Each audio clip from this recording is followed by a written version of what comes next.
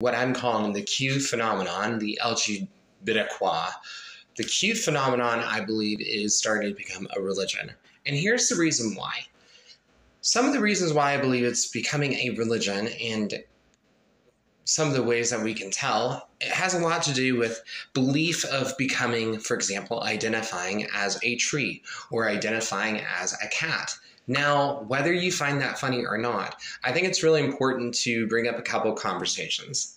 And one of which is when people decide to change their name.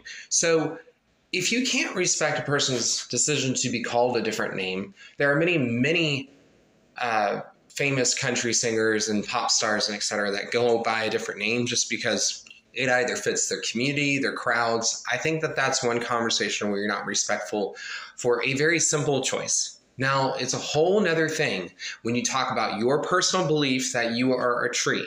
So when you start going into that, where it's not grounded in observable reality, you start challenging people's ethics, you start challenging their morality, and you start getting into this area of aggressive mentality. Matter of fact, I really want to start outlining it as it's almost, if not already, a cult.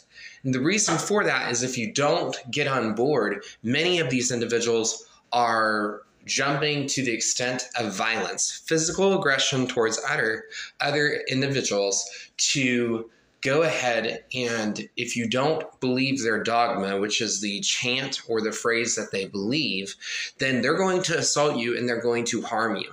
This does two things. One, it discredits your movement. If you legitimately want people to respect you, then maybe stop saying that you're going to bring guns. Two, it shows people how truly ignorant you really are. Secondly, it's not helpful when we as people are saying that we will go all the way to beat somebody if they use this or that restroom. Well, there does come a point of concern that you can't trust half this movement. And the reason why you can't is there's a couple of reasons. The first of which is a lot of them have drugs that they need to be balanced. And you don't know half the time if they're actually taking that drug or if the drug is accurate. There's many studies that are coming out of Sweden and from all over the world that are starting to focus on the effects of puberty blockers and a few other areas not being as helpful. So we need to wait for some more studies to be done because this is actually a new field of psychology that is actually not fully developed.